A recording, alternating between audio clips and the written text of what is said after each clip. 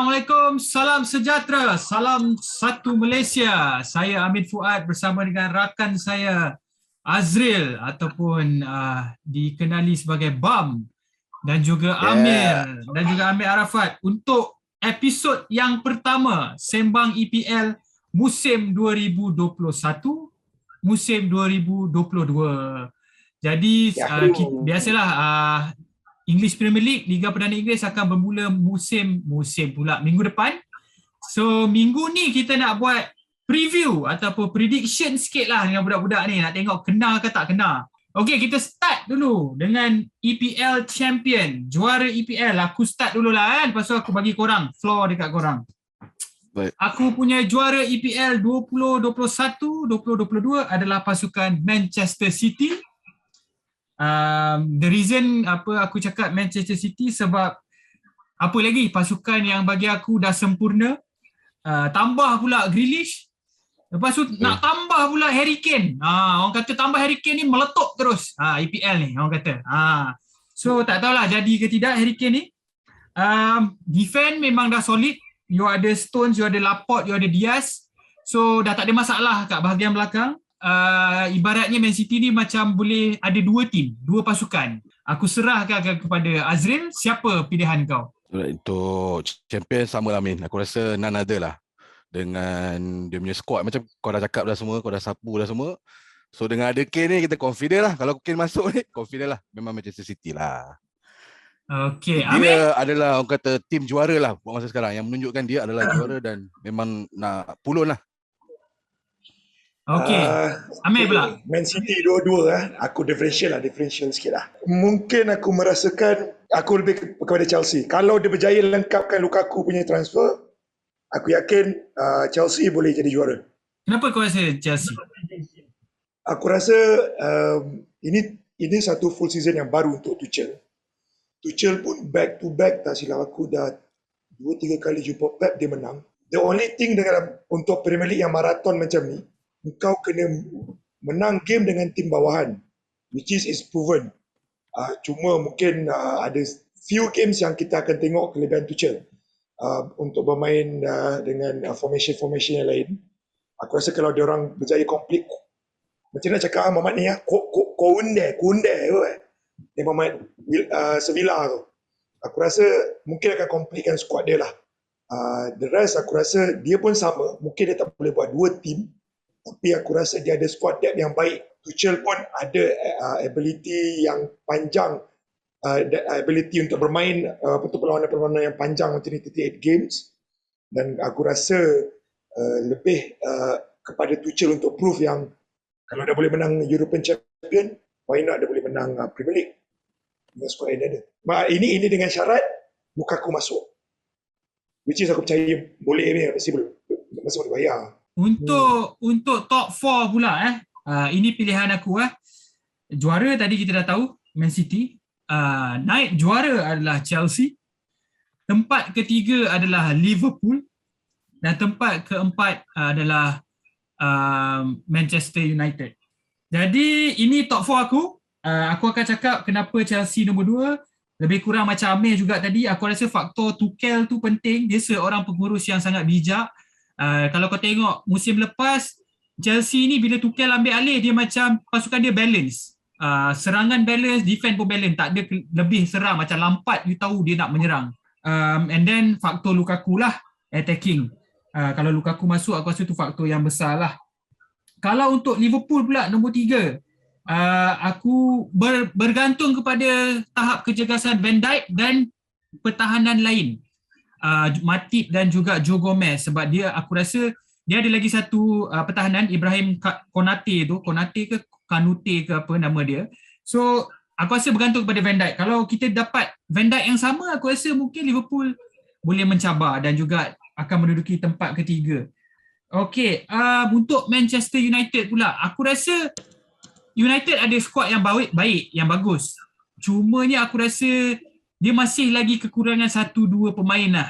Aku rasa kalau Cavani tak boleh skor banyak gol, United kena cari seorang pemain yang boleh skor, ganti gol tu. Maksudnya musim lepas kita tahu Bruno Fernandes banyak menjaringkan gol.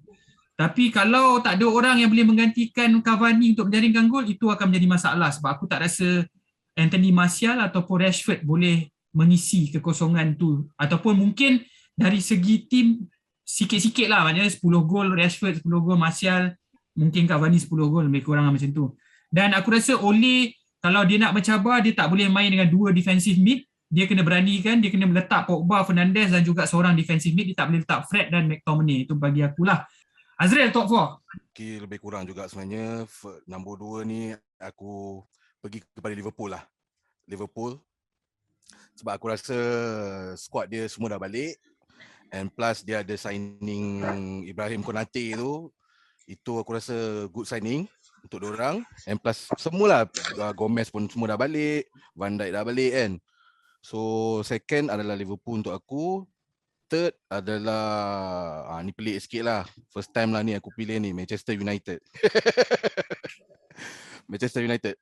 Pelik lah sikit tapi aku rasa diorang ni orang pandang macam tak pandang sebenarnya. Macam last season kan, tak berapa nak pandang, tak berapa percaya. Tapi diorang prove dengan squad yang diorang beli dengan orang yang simple je. Macam Cavani tu dia beli kan. Aku rasa disebabkan itu dengan plus tahun ni mungkin di season ni kita ada Sancho kan. Ada Sancho dan aku sebenarnya mengharap bukan Cavani tu sangat lah duduk depan tu, Amin. Manchester United ni. Aku mengharap Greenwood. Aku sangat-sangat harap dia buat sesuatu lah tahun ni. Aku rasa dia punya season ni memang dia punya season lah kalau dia boleh buat lah. Dan last kali untuk aku adalah Leicester. Chelsea. Aduh, Leicester tak top 4 lagi. Leicester kalau Fofana itu lagi tak injured, aku berani. Okay, Amir. Top 4. Aku nombor satu tadi Chelsea. Itu pun dah cerita-cerita lah semua.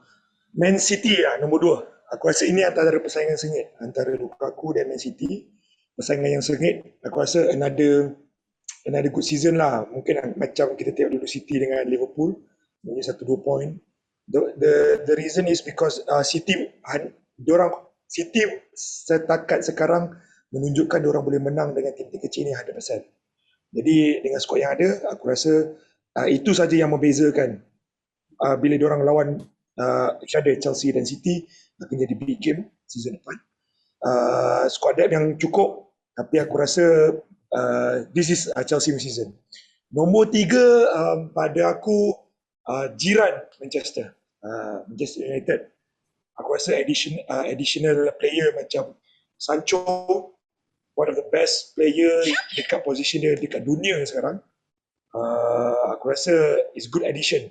So, aku rasa dah lama Man United tak ada proper player yang boleh main dekat position tu banyak sangat. Banyak you eksperimen kat situ. Supaya season ni dia akan do something lah.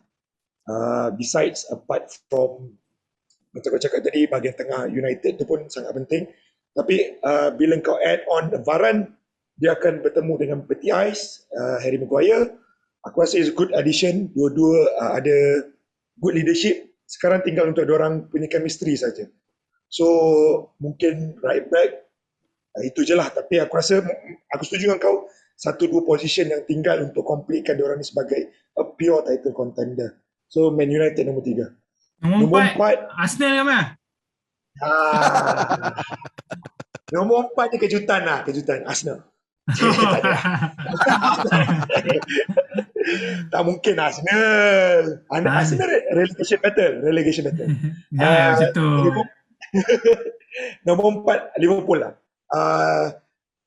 Tadi Bam pun ada explain few good signings on defensive. Aku agree kalau dapat Van Dijk balik, mungkin itu satu petanda yang positif untuk squad Liverpool. Cumanya aku tak nampak diorang aktif season ni. Mungkin Klopp terpaksa berjimat-jimat ataupun dia pun kita tahu dia beli bila perlu je.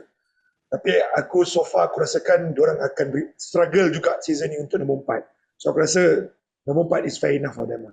Okey, sekarang kita pergi ke penjaring terbanyak. Aku akan cakap Harry Kane kalau dia pergi Man City. Kalau tak, aku pilih Lukaku di Chelsea. Memang confident lah. Romelu Lukaku lah. Pasal tadi kita dah tengok dah dia gambar dia naik kapal terbang lah. So kita confident. Romelu Lukaku lah. Amir, Aubameyang macam mana? Aubameyang tu memang risau tu. Pre-season pun tak skor. Asyik bergaduh je dekat Twitter dengan budak-budak Arsenal ni. Untuk season ni aku rasa mungkin Saka lah. Oh. Top scorer? Tak ada lah. Tak mungkin lah Saka ni. Agak lah. Aku rasa masih lagi Mr. Harry Kane masih lagi, walaupun dengan kedatangan Lukaku, aku rasa Harry Kane sama ada dia berada di Spurs atau dia berada di City, dia dah proof at dia punya age, dia 29, dia prime, dia know the league very well, dia tahu macam nak lead one team, sama ada di bawah mana-mana coach pun, aku rasa dia prove himself. Paling terdekat untuk yang mencabar dia ialah seorang lagi pemenang boot yang lepas, mungkin Salah sekali lagi. So antara dua pada aku. Okay, best transfer so far. Untuk aku sebagai United fan, aku akan cakap Jadon Sancho. Sebab orang kata sebagai United fan dah berkurun lamanya aku tunggu seorang right winger ataupun winger kanan yang sebelum ni lepas Ronaldo, Nani lah yang okey sikit, tapi lepas tu dengan Di Maria, Mata, Daniel James lah, bagi aku ni semua gagal teruk lah. Lepas tu last season banyak Greenwood yang main sebelah kanan. So aku rasa untuk natural winger ni aku tunggu dari tahun 2012 sejak Ferguson dah retire. Time tu pun aku tak anak bini semua pun tak ada lagi. Memang lama lah. So aku rasa Jadon Sancho ni macam orang kata natural right winger lah. So aku rasa ini setakat ni yang terbaik lah untuk aku. Azril? Aku lebih suka kepada signing Aston Villa ni lah, Danny Ings. Dia orang tak sangka kan, diam-diam je pergi. So aku rasa dia lagi interesting lah untuk Watkins di Aston Villa. And pre-season pun dia main kemarin, dia dah score. So jadi aku jadi semangat sikit. Aku rasa Danny Ings punya signing ni kira antara yang terbaik lah. Aku so far the best transfer aku rasa antara dua, Lukaku ataupun Sancho lah. Tapi kalau melihat kepada, sebab aku pilih Chelsea, jadi aku rasa Lukaku lah the best. Sebab Tuchel tahu apa yang dia nak daripada striker dan dia tahu macam mana nak groom the player untuk adapt to what he wants. Jadi man management Tuchel memang proven.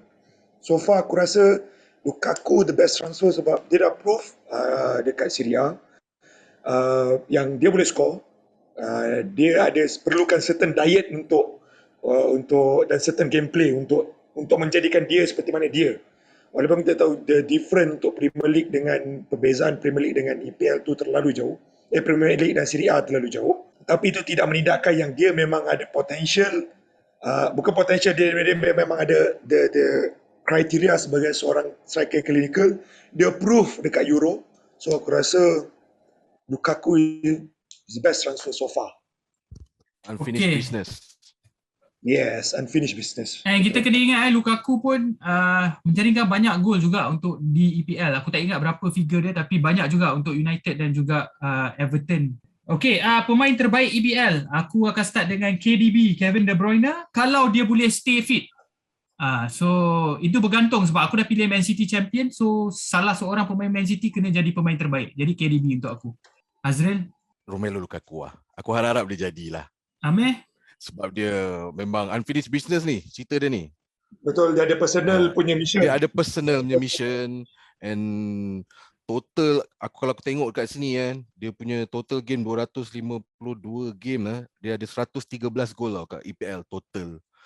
So he prove yang dia ni one of the best striker in the world. You imagine Serie A pun dia boleh prove kan. Berapa 68 gol, 40 dalam 47 game kan. Berapa puluh gol. So aku rasa tak ada alasan lagi untuk Lukaku ni tak bagi lah. Sebab ini adalah piece yang memang betul-betul Tuchel tak ada dan dia sangat-sangat perlulah. The missing puzzle. Missing puzzle lah, betul. Ya, Amir? Aku pun setuju. Sebab aku pilih Chelsea. Obviously aku nak Lukaku sebab daripada season lepas, Tuchel take over, Werner tak habis-habis jadi kartun. Jadi itu ada puzzle yang tak selesai lah.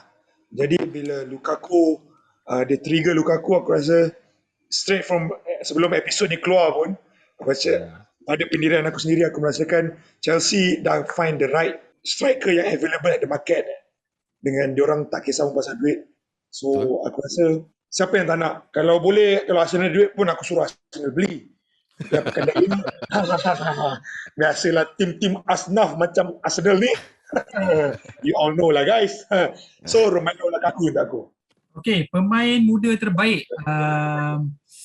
Aku antara dua lah, Saka ataupun Phil Foden, tapi aku pilih Man City, jadi mungkin Phil Foden sebab technical ability dia memang sangat baik, dan juga musim lepas dia tak main semua game, tapi kita tahu Guardiola ni dia jenis yang macam dia bila dia dah yakin dengan kau, dia akan bagi main. Aku rasa musim ni dia akan main lebih banyak game, dan dia pun dah adapt dengan taktikal Guardiola, dan dia boleh main beberapa posisi. So aku rasa Phil Foden adalah pemain muda terbaik. Amin? Aku rasa I beg to differ lah.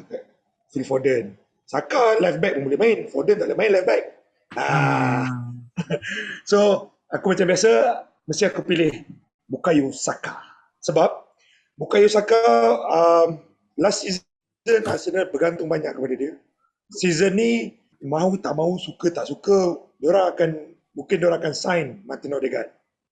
Itu option yang paling mudah, dan aku rasa Arsenal should go realistic. Walau sebagaimana aku suka kalau dapat Madison, tapi aku rasa diorang lebih sesuai untuk dapatkan Martin Odegaard berdasarkan poket diorang. Bila kalau ada Martin Odegaard, kemungkinan ada space untuk Saka berehat. So Saka tak akan dipush bermain sebanyak mana. Tetapi Saka walaupun macam dalam keadaan macam itu pun, dia sangat kritikal untuk tim Arsenal. Dia dianggap umpama player setaraf Henry sekarang, walaupun dia terlalu amat muda, sebab Arsenal dah tak ada best player. Jadi untuk at his age, dia prove yang apa yang dia boleh buat dekat peringkat international. Dia boleh main dekat tiga sama macam Foden. Even though technical dia, aku lebih suka kepada technical ability, touch yang ada pada Foden. Kenapa aku pilih Saka? Sebab dia akan lebih baik main game daripada Foden, which is akan menjadi point yang tinggi untuk dia. Azril? Aku pilihan pelik yang berani mati sikit lah. Jadon Sancho. Dia pun muda lagi ya? Muda ke tu? Muda, orang tak perasan ni. So ini adalah satu season untuk dia prove lah. Kan lama ni MU tunggu Sancho ni, and ni antara signing yang semua orang nak tengok pun. Kan? Sebab dia pun next England punya, orang kata, future player kan. So aku rasa tak ada alasan untuk Jadon Sancho ni tak bagilah. Kan? So sebab dia dah lama dah prove dekat Werder Bremen tu kan. Berapa lama dah musim? 2 musim dah dia prove. Borussia Dortmund. So aku rasa dengan sekarang ni macam kita bincang tadi, tempat winger tu yang memang terlalu lama lah Manchester United cari ni. So aku rasa ini dia dah beli betul dah, dengan orang kata good signing. So aku pilih Jadon Sancho lah. Okey, untuk pasukan kejutan underdog, aku memilih pasukan Brentford. Salah satunya sebab aku mengikutilah pasukan Brentford ni sejak Championship. Aku ada bias sikit sebab pasukan ni percaya kepada data dan sains. Musim lepas dia masuk playoff dan dia qualify. Musim yang sebelum tu pun dia masuk playoff, cuma tak layak kepada EPL, tapi akhirnya promote ke EPL musim ni. Dia punya top scorer Ivan Toney, top scorer Championship dengan 31 gol. Dan beliau ni sebenarnya, Ivan Toney ni pernah bermain di EPL bersama Newcastle United masa dia muda. So sekarang dia dah kembali ke EPL. Aku macam yakin Brentford akan beri kejutan macam Leeds beri kejutan kepada EPL musim lepas. Dia akan bermain di stadium baru juga katanya, dan Ivan Toney ni, Ivan Toney ke nama dia Toney lah, dia banyak menjadikan gol tanduk. So dengan tandukan, so kita boleh tengoklah EPL orang kata fizikal kan, kita boleh tengok dia lawan pertahanan-pertahanan lain lah. Okey, untuk kau, kita cepatkan sikit lah, Azril. Aku mengharapkan, sebabnya aku tengok dari dah beberapa season aku ikuti, aku nampak yang progress paling bagus, paling stable sekarang adalah Aston Villa. So aku rasa Aston Villa ni satu-satunya tim yang akan beri saingan lah. Sebab this season dia antara kelab yang membuat pembelian yang betul. Okay, contoh seperti Bundia, now lagi satu Leon Bailey, yang ni orang tak perasan lah. Leon Bailey ni, so aku rasa dia pun salah satu player yang akan bagi saingan ni, dan plus dia orang dapat Danny Ings ni. Dia orang dapat Danny Ings. So aku rasa Aston Villa lah. Okay, kita cepatkan sikit. Aku rasa Leeds akan bagi satu kejutan kepada tim-tim dan kepada Liga untuk season ni, sebab tapi musim lepas kita dah tahu Leeds memang power. Musim ni kita tahulah dia power. Tapi untuk kau rasa yang tim pasukan lain yang boleh bagi kejutan? Kita tahu Leeds memang dah power daripada musim lepas. Power ke Leeds season lepas? Bawa Arsenal je pun. Tapi bagi aku power lah. Pasukan lain ada?